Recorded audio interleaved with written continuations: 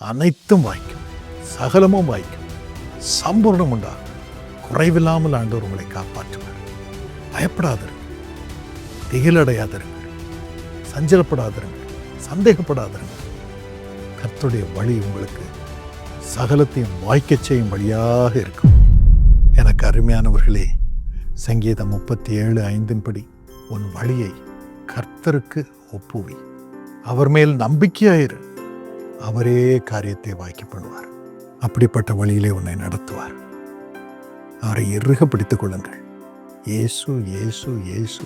ஒவ்வொரு செகண்டிலும், ஒவ்வொரு பாதையிலும், ஒவ்வொரு காரியத்திலும் ஜெபம் பண்ணி அவர் உங்களை வழி நடத்தும்படி வேண்டிக் கொள்ளுங்கள். ஆசீர்வாதம் வரும்பொழுது ஸ்தோத்திரம் பண்ணுங்கள். அத்தனை காரியமும் உங்களுக்கு வாய்க்கும். என்னென்ன வழிகள் நமக்கு முன்பதாக இருக்கிறது? முதலாவது மனுஷனுடைய வழிகள். நீதிமொழிகள் 14:12 படி, மனுஷனுக்கு செம்மையாய் தோன்றுகிற வழி உண்டு, அதன் முடிவோ மரண வழிகள். மனுஷனுடைய வழிகள் மரண வழிகள். அதனால்தான் நம்ம ஜெபம் பண்ணணும்.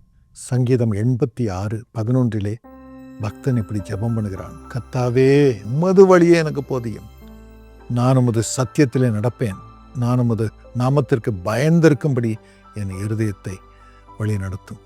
எனக்கு அருமையானவர்களே, நான் 6 வயதாக இருக்கும் பொழுது என் தந்தை மூலமாக ஆண்டவர் எனக்கு பிறந்த நாள் அன்று பேசினார். அவர் சொன்னார், என் மகனே, உனக்கு முன்பதாக 2 பாதைகள் இருக்கும். ஒன்று மீனின் பாதை, நேரான பாதை, மீன் நேராக போகும். மற்றொன்று நண்டின் பாதை, நண்டு எப்பொழுதும் கோணலாக போகும். என்ன பண்ணாலும் கோணலாக தான் போகும். அந்த குறுக்கு புத்தின்னு சொல்லுவாங்க. ஸோ 2ஐயும் வைக்கிறேன். நீ எந்த பாதையை தேர்ந்தெடுக்க போகிறாய்? மீன் போல நேர் பாதையிலே போனால் ஆசீர்வாதம். நண்டின் பாதையாக குறுக்கு பாதை, கோணலான பாதையில் போனால் சாபந்தான் வரும் என்று சொன்னார். எனக்கு அருமையானவர்களே, மனுஷனுடைய வழிகள் மரண வழிகள்.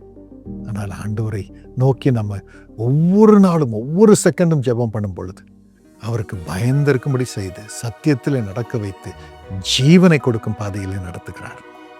ஆண்டவர் சொல்லுகிறார், நானே ஜீவன், நானே வழி, நானே உயிர்த்தெழுதல், நானே சத்தியம். அந்த கிருபையை ஆண்டவர் உங்களுக்கு தருவாராக. சங்கீதம் 1:2 வாசித்து பாருங்கள்.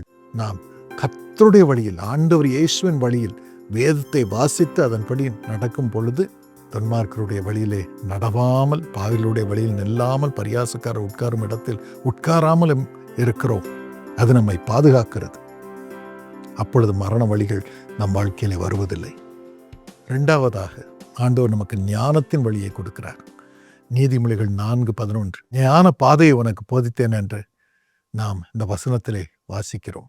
அது செவ்வையான பாதையாக இருக்கிறது. இதற்கு என்ன வழி? சங்கீதம் 32:8 ஆண்டவரே தமது கண்களை உங்கள் மீது வைத்து நீங்கள் நடக்க வேண்டிய வழியிலே உங்களை போதித்து போதித்து போதித்து ஆலோசனை கொடுத்து நடக்க வைக்கிறார். அந்த அவருடைய சத்தம் நம்முடைய இருதயத்தில் கேட்கிறது. வழி இதுவே, இதில் நட நட நட என்று அதில் நடக்கிறோம். நிறைவான இறைவனுடைய ஆசீர்வாதத்தை பெற்றுக்கொள்கிறோம். இயேசு நமக்காக வைத்திருக்கும் ஆசீர்வாதம், இயேசு சம்பாதித்த ஆசீர்வாதம் நமக்கு கொடுக்கப்படுகிறது. இந்த ஞானத்தின் வழியிலே நடக்கும்படி கர்த்தர் உங்களுக்கு உதவி செய்வாராக. 3வதாக ஒழுக்கத்தின் வழி. நீதிமொழிகள் 10:17 வாசித்து பாருங்கள். புத்திமதியை, அட்வைஸ், அதை காத்துக்கொள்கிறவள் ஜீவ வழியில் இருக்கிறாள். கண்டிப்பை வெறுக்கிறவனோ மோசம் போகிறான். கண்டிப்பு இருந்தாலே இப்போ எல்லாருக்கும் கோபம் வருது. என் வழியில் நான் போவேன், எனக்கு ஒரு ஐடென்டிட்டி இருக்குது, நான் திட்டமிட்டவைகளை நிறைவேற்றுவேன், நான் இஷ்டப்படி தூங்குவேன், காலையில் எப்போ வேணாலும் எந்திரிப்பேன், ராத்திரியெல்லாம் விழித்திருப்பேன், எது வேணாலும் பார்ப்பேன். இப்படி நடக்கும் வழி. ஒழுக்கத்தின் வழியை அவர்களுக்கு கற்றுக் கொடுக்கும் பொழுது அதை வெறுக்கிறார்கள். அந்த கண்டிப்பை வெறுக்கிறவர்கள் மோசம் போகிறார்கள். நீங்கள் ஏன் மோசம் அடைய வேண்டும்?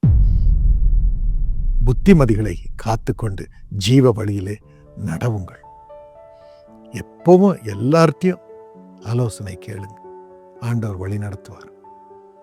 எங்கள் குடும்பத்தில் கூட எல்லாரையும் வச்சு இவ்விதமாக தீர்மானம் பண்ணியிருக்கிறோம், இப்படி பண்ணால் நல்லதுன்னு யோசிக்கிறோம், எப்படி செய்யறது என்று நான் கேட்பது உண்டு.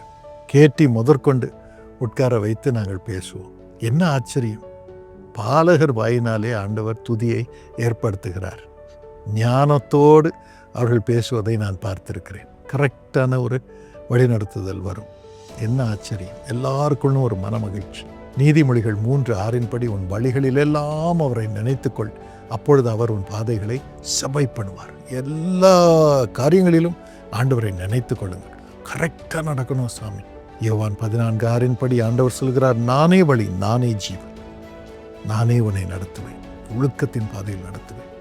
சிலுவை எடுத்துக்கொண்டு என்னையே நான் ஆண்டவருடைய சித்தத்தை நிறைவேற்றும்படியாக ஒப்பு கொடுத்து நடந்தேன்.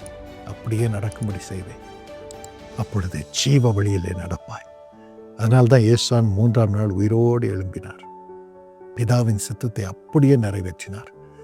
நாமும் கூட ஒவ்வொரு காரியத்திலும், வேலை காரியத்திலும், குடும்ப காரியத்திலும், ஊழிய காரியத்திலும், சொந்த வாழ்க்கை காரியத்திலும் புத்திமதிகளை, ஆண்டவருடைய வழிநடத்துதலை பெற்றுக்கொண்டு பரிசுத்தமாய் வாழ நம்மை ஒப்பு கொடுப்போம்.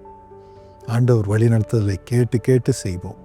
அப்பொழுது சகல காரியங்களிலும் ஆண்டவர் ஜீவனை நாம் அனுபவிக்கும்படி செய்வார்.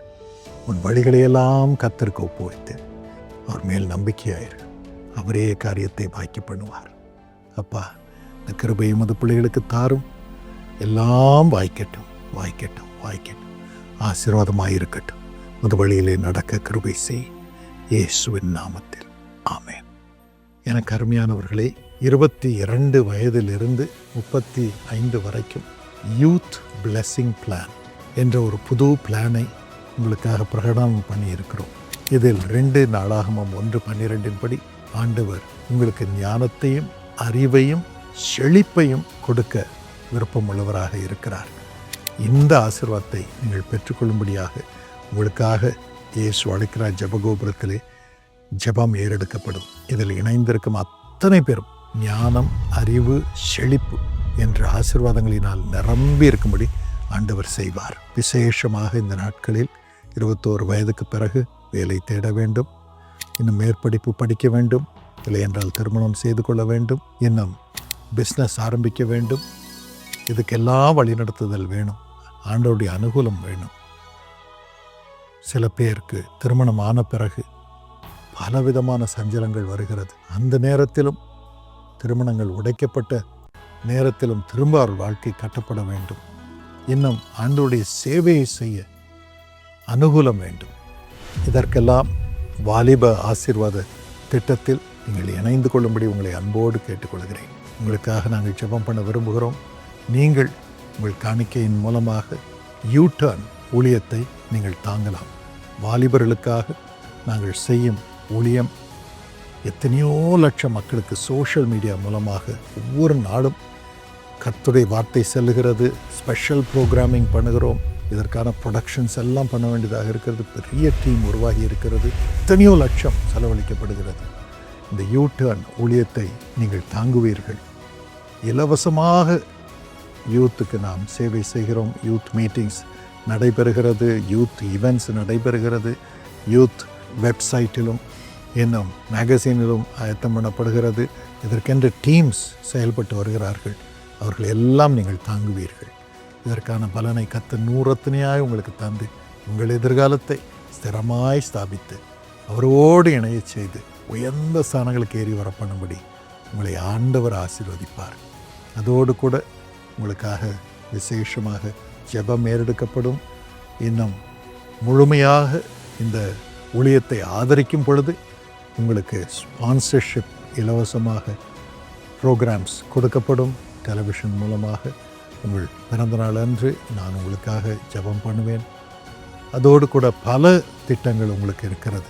முக்கியமாக இயேசுவோடு இணைந்து இந்த வாலிப வயதிலே நீங்கள் ஆண்டவருடைய சித்தத்தை நிறைவேற்றி உயர்ந்த ஸ்தானங்களுக்கு ஏறி வருவீர்கள். கோடிக்கணக்கான மக்களுக்கு ஆசீர்வாதமாயிருப்பீர்கள். Become a youth blessing plan partner today. வாலிப ஆசீர்வாத திட்டம். இதில் இணைந்திருக்கும் அத்தனை பேரையும் ஆண்டவர் ஆசீர்வதிப்பாராக. இன்னும் ஒவ்வொரு மாதமும் ஊழியத்திற்கு நீங்கள் ஆதரவு கொடுக்கும் ஒரு திட்டம். அதனால் இது லகுவாக இருக்கும். நிறைவான பலனை பெற்றுக்கொள்வீர்கள்.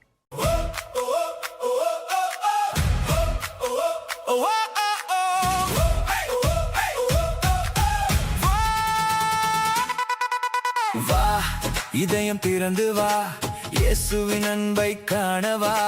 ஜெபத்தின் நெருப்பில் இன்று புதிய வாழ்வு பிறக்குதே. கண்ணீரெல்லாம் மாறிடுமே, கவலைகள் தூரம் ஓடிடுமே, நம்பிக்கையின் வெளிச்சத்தில் அதிசயம் ஆரம்பமே. ஆன்லைன் ஜெபத் திருவிழா, இயேசு இன்று பதில் தருவார்.